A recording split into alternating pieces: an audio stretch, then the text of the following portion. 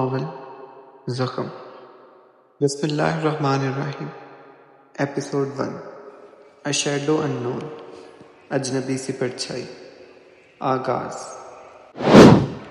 وہ railway station اور اس پہ محسوس ہونے والی وحشت زدہ آواز، وہ سنسان سی تاریکی میں لگا ایک بینچ جس پر سویا ہوا ایک مسافر جو سر سے پاؤں تک کسی کپڑے میں ملبوس تھا، اور دوسری طرف بینچ پر ایک عورت ایک بچے کو گود میں لٹائے ہاتھ میں فون دبائے کسی سے باتیں کرنے میں مشغول تھی۔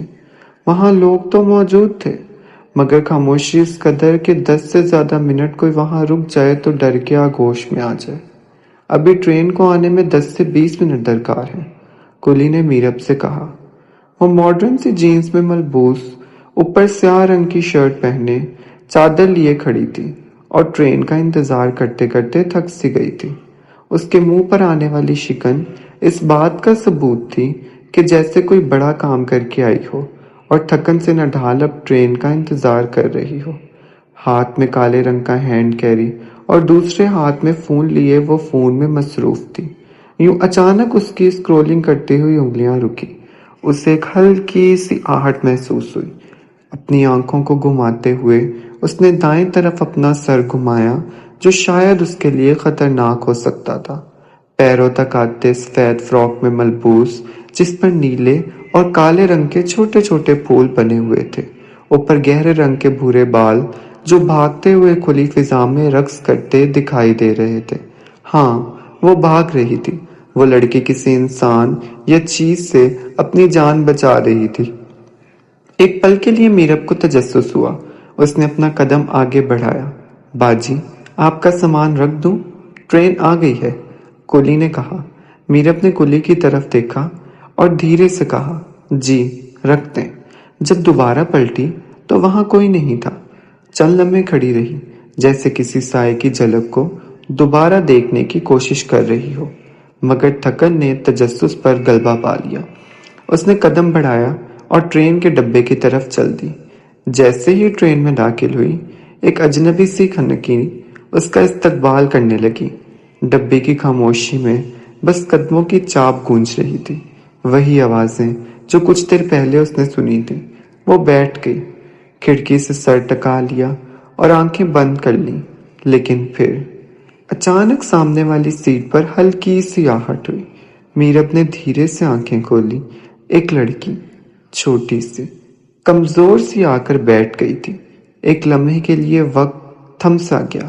وہی فراک، وہی الجھے ہوئے بھورے بال جنہیں شاید برسوں سے کسی نے چھوا نہ ہو، سفید کپڑوں پر مٹی کی تہیں، جیسے وہ خود بھی ایک بھولی ہوئی کہانی ہو، اور اس کی آنکھیں خاموشی میں ڈوبی ہوئیں، مگر اتنی گہری کہ میرب کا دل جیسے کسی اندھیرے کنویں میں اتر گیا۔ میرب نے اپنا بیگ کھولا، اندرونی جیب سے چیونگم کا پیکٹ نکالا، ایک اپنے لیے رکھا اور دوسرا آگے بڑھایا۔ لڑکی نے خاموشی سے اس بات میں سر ہلایا، مگر ہاتھ نہ بڑھایا۔ میرب نے اسے ایک پل دیکھا، پھر پیکٹ واپس کھینچ لیا۔ دل میں کوئی انکہی بے چینی ابھری۔ کھڑکی سے ساتھ سر ٹکا کر آنکھیں بند کی، مگر سکون نہ ملا۔ اچانک آواز آئی، ٹکٹ پلیز۔ میرب نے فوراً بیگ کھولا، مگر اس کا رنگ اڑ گیا، ٹکٹ غائب تھی۔ پریشانی سے ادھر ادھر دیکھا، اس لڑکی کی طرف بھی، مگر وہ ویسے ہی خاموش، ویسے ہی بے حس بیٹھی رہی۔ میرب نے شرمندگی سے نئی ٹکٹ لی، مگر دل میں بوجھ بڑھ گیا۔ اپنی منزل پر پہنچتے ہی میرب نے ٹرین سے قدم باہر رکھا۔ ہوا میں ایک نمی تھی، سڑک سنسان اور دل بے چین۔ چونکا گھر ریلوے کے قریب تھا، اس لیے اس نے پیدل جانے کا فیصلہ کیا۔ راستہ طے کرتے ہوئے اچانک کسی کی قدموں کی چاپ نے اس کے قدم روک دیے۔ پلٹی تو وہی لڑکی بالکل اس کے سامنے کھڑی تھی۔ میرب کے لہجے میں اب کی بار ناراضگی تھی۔ تم میرا پیچھا کر رہی ہو؟ لڑکی نے بس اسے دیکھا، ایسے جیسے اس کی ناراضگی میں بھی اسے تسلی مل رہی ہو۔ پھر اچانک وہ سڑک پر گر گئی۔ ارے اٹھو! میرب کے دل کی دھڑکن تیز ہو گئی۔ دیوار پر لٹکے پنکھے کی آواز، ڈرپس کی ہلکی ہلکی سرسراہٹ اور نرس کے قدموں کی چاپ۔ ایک نرس سفید کوٹ میں، ہاتھوں میں نیلے اور پیلے رنگ کی فائلز لیے کمرے سے باہر نکلی۔ نرس، وہ لڑکی کیسی ہے؟ میرب نے فوراً پوچھا۔ نرس نے ہلکا سا تبسم چہرے پر لاتے ہوئے جواب دیا، اب وہ خطرے سے باہر ہے، مگر ڈاکٹرز کا کہنا ہے کہ وہ کافی دنوں سے بھوکی اور ذہنی دباؤ کا شکار تھی۔ اس کا دماغ جیسے خاموشی میں چیخ رہا ہو۔ ابھی ڈرپ لگی ہے اسے، کچھ دیر میں ہوش میں آ جائے گی۔ مریض کی حالت اب خطرے سے باہر ہے، آپ بے فکر رہیں۔ اگر آپ کو تسلی نہیں ہو رہی تو آپ ڈاکٹر سے بھی مشورہ کر لیں، وہ وارڈ نمبر 3 میں ہیں۔ کیا میں مریض سے مل سکتی ہوں؟ جی ہاں، کیوں نہیں؟ دروازہ کھول کر میرب اندر داخل ہوئی، جہاں وہ ہاتھ پر ایک ڈرپ لگائے، بکھرے بالوں میں چہرے پر اداسی بکھیرے، آنکھوں کو آسمان کی طرف گھورتے ہوئے ایک سفید بستر پر پڑی تھی۔ 1-2 منٹ کے لیے میرب کو احساس ہوا کہ وہ کسی گہری سوچ میں گم ہے، اسی لیے میرب کے آنے کا اس کو احساس ہی نہیں ہوا۔ لیکن میرب نے پھر بھی باہر جانا مناسب نہ سمجھا اور دروازہ بند کر کر اندر چلی آئی۔ بستر کے ساتھ سامنے والی دیوار کے پاس 2 کرسیاں رکھی گئی تھیں۔ سامنے ایک بڑی سی روشن دان کھڑکی تھی، جہاں سے سورج کی روشنی سیدھا اندر داخل ہو رہی تھی۔ میرب نے آہستہ سے کرسی کھینچی اور اس کے قریب بیٹھ گئی۔ کچھ دیر خاموش رہی، پھر میرب بولی، اب کیسا محسوس کر رہی ہو؟ لڑکی نے آنکھیں کھولی مگر کچھ نہ کہا، بس ایک نظر میرب کی طرف ڈالی اور کھڑکی کی روشنی میں آنکھیں دوبارہ بند کر لی۔ دیکھو، میں نہیں جانتی تم کون ہو، کہاں سے آئی ہو، لیکن کچھ تو ہے تمہارے اندر جو توڑ رہا ہے، سلگ رہا ہے۔ اگر تمہیں کسی کا نمبر یاد ہے تو مجھے بتاؤ، میں کسی کو ادھر تمہارے پاس بلا لیتی ہوں۔ میرے لیے زیادہ دیر تک یہاں ہونا ناممکن ہے، کیونکہ میں ایک سوشل ورکر ہوں جو کسی کام کے تحت سے دوسرے شہر گئی تھی۔ مجھے بار بار فون آ رہے ہیں، میں خود ایک ڈاکٹر ہوں، میرے مریض مجھے یاد کر رہے ہیں، میرا ان کو وقت دینا ضروری ہے۔ لڑکی نے سر ہلایا مگر نفی میں۔ میرب نے ایک لمحہ گہری سانس لی، پھر کہا، میں نے تمہیں کچھ نہیں دیا، لیکن اگر تم مانگتے تو شاید میں انکار نہ کرتی۔ میں جانتی ہوں کہ تمہارے پاس ٹکٹ نہیں تھی۔ وہ خاموش رہی۔ میرب نے کرسی پیچھے کی اور دروازے کی طرف مڑی، تبھی سسکیوں کی آواز آئی۔ پلٹ کر دیکھا تو لڑکی آنسو پونچھ رہی تھی، لیکن چہرے پر ایک ہلکی سی مسکراہٹ تھی، وہ مسکراہٹ جو آنکھوں سے پھوٹتی ہے اور دل کو توڑ دیتی ہے۔ اچانک وہ مسکراتے چلی جا رہی تھی۔ میرب کو لگا کہیں یہ چال نہ ہو، اس کے چہرے کے تاثرات نامعلوم تھے۔ میرب نے آہستہ سے کہا، مجھے جانا ہوگا، تم اپنا خیال رکھنا، میں کسی سے کچھ نہیں کہوں گی۔ وہ باہر نکلی، بیگ سنبھالا، چشمہ لگایا اور فلیٹ کی چابی نکال کر دروازہ کھولا۔ گھر کے اندر داخل ہو کر وہ دروازے سے ٹک گئی، سانس لیا، مگر ذہن اب بھی اس لڑکی کی آنکھوں میں تھا۔ وہ آنکھیں جو کچھ کہہ نہیں سکیں مگر سب کچھ کہہ گئی۔ میرب نے اپنی زندگی میں کافی لوگوں کی کہانیوں کو پڑھا اور کتنوں کو جینے کا مقصد دے چکی تھی۔ اسے شخصیت پڑھنے اور ایک لفظ سے دوسرے کی سوچ پڑھنے کا ہنر خوب آتا تھا، کیونکہ وہ کراچی کی مشہور ترین ماہر نفسیات میں سے ایک تھی۔ لیکن ایسا پہلی بار ہوا تھا کہ اسے کسی کی شخصیت کو پڑھنے میں اتنا وقت درکار تھا۔ میرب کا ماننا تھا کہ انسان کی شکل پر پڑے شکن اس کی سوچ، اس کی کہانی کو جاننے کے لیے کافی ہوتے ہیں، مگر اس کی نہیں پڑھ سکی تھی۔ اس کو ایک چیز تو واضح تھی کہ اسے کوئی مسئلہ تو ہے، لیکن وہ ایسے اس کا پیچھا کرے گی، یہ اس نے نہیں سوچا تھا۔ پھر وہ بولتی بھی تو کچھ نہیں تھی۔ نیم خواب، ادھورے سوال۔ ندا کالنگ کی آواز موبائل پر گونجی۔ میرب نے فون اٹھایا، آنکھیں ابھی بھی نیند سے سرخ تھیں، جیسے نیند اور بیداری کے درمیان کسی خواب سے نکلی ہو۔ فون سے آواز آئی، یار تم کہاں ہو؟ ڈاکٹر انور بہت غصے میں ہے، 2 دن ہو گئے تمہیں کراچی پہنچے، نہ تم ہسپتال آئی، نہ بتایا کہ اس سروے کا نتیجہ کیا نکلا۔ دوسری طرف سے بس ایک ہلکی سی ہم سنائی دی۔ ندا کی آواز تیز اور جھنجھلائی ہوئی تھی، میرب تم ابھی تک سو رہی ہو؟ ہوش کی ناخن لو، پتہ ہے اگر تم وقت پر نہ آئی تو تم اپنی لاپرواہی کی وجہ سے پروموشن کے چانس کھو دو گی۔ کیا؟ میری پروموشن؟ میرب کی آواز اچانک بلند ہوئی، جیسے گہری نیند سے چونک کر جاگی ہو۔ او مائی گاڈ، اب کیا ہوگا؟ پلیز یار تم خود بات کرو ڈاکٹر انور سے، میرا قصور نہیں ہے۔ راستے میں ایک حادثہ پیش آ گیا تھا جس کی وجہ سے مجھے ایک مریضہ کو ہسپتال داخل کروانا پڑا۔ ندا نے ہنکارا بھرا۔ تم خود ہی بتا دینا، وہ ایک لفظ سننے کو تیار نہیں، اور کل وقت پر آ جانا، بڑی مہربانی ہوگی۔ میں مزید ڈاکٹر انور کے ہاتھوں ذلیل نہیں ہو سکتی۔ اس کی آواز میں وہی مخصوص بے تکلفی تھی۔ چلو میں فون رکھتی ہوں۔ ٹھیک ہے، میں خود بات کر لوں گی۔ فون سائڈ ٹیبل پر رکھتے ہی میرب کی نگاہ سامنے پڑی کی چین پر پڑی۔ وہ اسے ہاتھ میں لے کر اپنے گھر کا جائزہ لینے لگی۔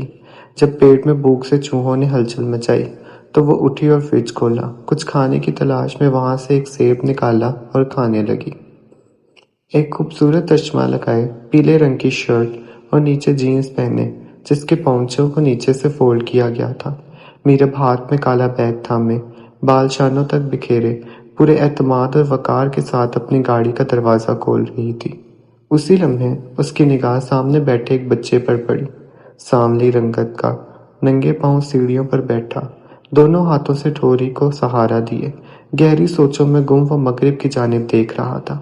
میرب نے گاڑی کا دروازہ بند کیا، اس کے پاس گئی اور اس کے قریب بیٹھ کر بولی، تو آج کیا ہوا؟ ایک ننھا سا آنسو اس کی آنکھ سے نکلا، گردن تک آیا اور کہیں مدھم ہو گیا۔ مجھے آج پھر فٹ بال چیمپئن شپ کی آفر آئی تھی، لیکن ماں، وہ سمجھتی ہی نہیں۔ میں غصے میں یہاں آ گیا۔ تو آپ کیا سوچتے ہو؟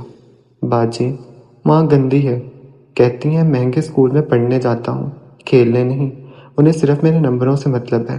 رفت آنٹی کا بیٹا ٹاپ کرتا ہے، میں کیوں نہیں؟ اسی بات پر مجھے ڈانٹا۔ میں تو نیا جوتا بھی واپس رکھ آیا، مجھے کچھ نہیں چاہیے، کاش میں پیدا ہی نہ ہوتا۔ او مائی گاڈ، گڈو، بس کرو، کیا بولے جا رہے ہو؟ آؤ آج ہم باہر چلتے ہیں، تم میرے ساتھ آفس چلو، خوب مزہ آئے گا۔ آنٹی کو چھوڑو، ان سے بات میں کر لوں گی، مگر میرے پاس جوتے نہیں ہیں، مایوسی سے گڈو نے کہا۔ میرب نے اس کے گال تپتپائے۔ وہ بھی دیکھ لیں گے۔ بچہ خوشی سے اچھلتا ہوا گاڑی میں جا بیٹھا۔ میرب نے اسے پیار بھری نظروں سے دیکھا اور فون ڈائل کیا۔ کالنگ، فریدہ مبشر۔ ہاں میری بیٹی، کیسی ہو؟ آنٹی، وہ عمار میرے ساتھ آفس جا رہا ہے، فکر نہ کریں، میں اس کے لیے کچھ کپڑے بھی لائی تھی، بہت خوبصورت ہیں۔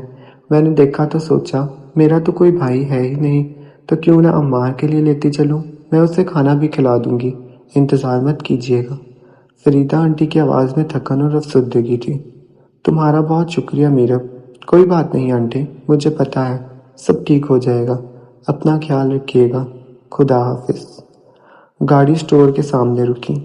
چلو گڈو۔ باجی، میں اچھا نہیں لگ رہا ہوں، لوگ مجھے فقیر سمجھیں گے۔ لوگ؟ لوگ کون ہوتے ہیں؟ تم میرے بھائی ہو، جب مجھے تمہارے ننگے پاؤں سے فرق نہیں پڑتا تو کسی اور کو کیا ہوگا؟ اندر جا کر میرب نے کہا، جو دل کرے لے لو، کھانے کے لیے آج میری طرف سے پارٹی ہے۔ گڈو نے ہچکچاتے ہوئے ایک سنیک کی طرف دیکھا۔ میرب مسکرا کر ٹرالی لائی۔ یہ رہا تمہارا سنیک، اور میرے لیے بھی کچھ لینا، مجھے بھی سنیکس پسند ہیں۔ گڈو خوشی سے جھوم گیا۔ میں کال کر کے آتی ہوں۔ Phone call. تمہارا دماغ خراب ہو گیا ہے؟ ڈاکٹر سب کے سامنے تمہیں بے عزت کریں اور تم سٹور پر ہو؟ ابھی آؤ، ورنہ تمہارا رینک کسی اور کو دے دیا جائے گا۔ ہاں گڈو، کافی ہے، چلو میں بعد میں بات کرتی ہوں۔ میرب نے پیمنٹ کی، پھر ایک کپڑوں اور جوتوں کی دکان پر رکی۔ گڈو کے لیے جوتے، 2 شرٹس اور 2 شلوار قمیض خریدی۔ گڈو بہت خوش تھا۔ باجی، آپ میرے لیے اتنا سب کچھ کیوں کر رہی ہیں؟ کیونکہ تم میرے جگر کا ٹکڑا ہو۔ گاڑی میں بیٹھ کر میرب نے گڈو کو دیکھا۔ سفید جوگرز، بھوری شلوار قمیض، ہاتھوں میں سنیکس، باہر جھانکتی آنکھیں جیسے خوابوں میں تیر رہی ہوں۔ گڈو، جانتے ہو جب میں 5 سال کی تھی؟ جی باجی۔ تمہیں پتہ ہے، میری ہمیشہ اپنی امی سے بہت لڑائی ہوتی تھی جب میں 5 سال کی تھی۔ میں بہت خوبصورت اداکاری کرتی تھی۔ شام کو سارے گھر والوں کے درمیان میری اداکاری ہوتی تھی، ان کی تالیاں اور پیار۔ اسکول کے دنوں میں چھوٹے چھوٹے ٹیبلو کرنا اور ان میں لوگوں کا خوب پیار لینا۔ پھر آہستہ آہستہ مجھے جب تھوڑی سی سمجھ آنے لگی، اس بات کا احساس ہوا کہ اداکاری سے بہت پیار ملتا، تالیاں بجتیں، تو میں نے پڑھنا چھوڑ دیا۔ میرے بہت گندے نمبرز آئے۔ میرے والدین نے مجھے دوسرے اسکول داخلہ لے کر دیا۔ میں بہت روئی۔ ٹیچر نے بھی میرے والدین سے کہا کہ مجھے فری میں پڑھائیں گی، مگر امی اپنے فیصلے پر اٹل تھیں اور مجھے پرانے اسکول نہیں جانے دیا۔ دوسرے اسکول جا کر میں نے کسی سے دوستی نہیں کی۔ پورا دن گھنٹی کو دیکھ کر چھٹی کا انتظار کرنا۔ کچھ دن بعد میرا رزلٹ آیا جس میں مجھے وارننگ دی گئی کہ مجھے نکال دیا جائے گا۔ جب میں 10ویں میں گئی تو ہمارا ٹرپ اسلام آباد گیا۔ وہاں ہماری ملاقات ایک مشہور اداکارہ سے ہوئی۔ جس ہوٹل میں ہم رکے اس کے افتتاح کے لیے اداکارہ نے کینچی پکڑی تو ہم بچوں نے بہت شور مچایا۔ سب نے آٹوگراف لیا لیکن بدقسمتی سے میری ملاقات نہیں ہو سکی۔ میں نے اس کی گاڑی کے پیچھے بھاگنا شروع کر دیا۔ گاڑی رک گئی۔ اداکارہ نے آ کر مجھے پیار سے پکڑا اور میں نے اس سے آٹوگراف لیا اور اس سے ریکویسٹ کی کہ مجھے ایکٹنگ کرنی ہے۔ وہ مسکرائی۔ میں نے اپنا نمبر ساتھ کھڑے ڈائریکٹر کو دیا مگر 2 سال تک کوئی کال نہ آئی۔ 2 سال کے بعد میرے اندر اداکاری کا شوق گم ہو گیا۔ مجھے کال آ گئی۔ میں بہت خوش ہوئی۔ میں کراچی میں آڈیشن کے لیے گئی مگر ریجیکٹ کر دی گئی، لیکن مجھے بالکل برا نہیں لگا۔ پھر میں نے کبھی ایکٹنگ کا نام نہیں لیا اور دل لگا کر محنت شروع کر دی، کیونکہ اس دن مجھے سمجھ آیا کہ خواب اور شوق 2 الگ چیزیں ہیں، مشغلہ اور پروفیشن 2 الگ چیزیں ہیں۔ ان کو ایک سمجھنے کی غلطی نہیں کرنی چاہیے۔ شوق اور مشغلہ بھی وقت کے ساتھ ایکسپائر ہو جاتا ہے مگر پروفیشن کبھی پرانا نہیں ہوتا۔ خواب پر کسی کا حق نہیں ہوتا مگر خواب دیکھنے کی کوئی حد مقرر نہیں ہوتی۔ ہم خواب میں کچھ بھی دیکھ سکتے ہیں لیکن شوق کو خواب کی قسم بنا کر اس میں رہنا تکلیف دیتا ہے، کیونکہ نیند میں آنے والے خواب روز بدلتے ہیں اور کبھی کبھی کوئی اٹھا دے تو ٹوٹ بھی جاتے ہیں، پھر افسردگی ہوتی ہے۔ میں نہیں چاہتی تمہیں افسردگی ہو جیسے مجھے ہوئی تھی۔ تم مجھے آج شام کو سوچ کر بتانا کہ فٹ بال کے ذریعے تم کیا ساری عمر کما سکتے ہو؟ یا واقعی فٹ بال تمہارا خواب ہے، یا شوق، یا پھر مشغلہ، یا واقعی ایک پروفیشن؟ میں یہ نہیں کہہ رہی کہ تم اس کو چھوڑ دو، لیکن اگر یہ مشغلہ ہے تو اس کو مشغلے تک رکھو، پڑھائی کے درمیان اس کو نہ آنے دو، کیونکہ یہ شہرت کا ذریعہ ہے، تمہاری ضروریات کو پورا کرنے کا ہرگز نہیں۔ دیکھو، میں اب بھی اکثر ایکٹنگ کر کے ٹک ٹاک بناتی ہوں، لیکن مجھے اپنی پروفیشن سے بھی پیار ہے۔ اگر بڑا انسان بننا ہے تو ان چیزوں کو سمجھو، اپنے آپ کو تلاش کرو کہ آخر تمہیں کرنا کیا ہے اور تم چاہتے کیا ہو۔ پھر میں تمہارے لیے تمہاری امی سے بات کروں گی۔ اگر کوئی فٹ بالر بھی بنتا ہے تو اس کے لیے بھی زیادہ پڑھنا ضروری ہے، ورنہ وہاں سب انگلش میں بات کریں گے تو کیا تم اردو میں بات کرو گے؟ عمار نے شرمندگی سے اپنا چہرہ نیچے جھکا لیا۔ بات ختم ہونے پر اس نے دیکھا اور کہا، باجی، مجھے بس بڑا انسان بننا ہے آپ کی طرح۔ عمار، بڑا انسان نہیں، اچھا انسان بھی بڑا انسان کہلاتا ہے، میر اپنے بات کو ٹوکتے ہوئے کہا۔ پھر گڈو نے معصومیت سے کہا، مگر نہیں چھوڑنی چاہیے تھی۔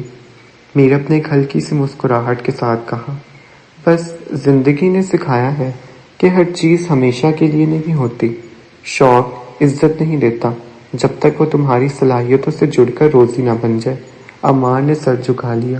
میں بھی شاید امی کے سامنے بہت ضدی ہو گیا تھا۔ مجھے فٹ بال سے محبت ہے، لیکن اب میں سوچوں گا کہ کیا وہ صرف کھیل ہے یا واقعی میرا خواب۔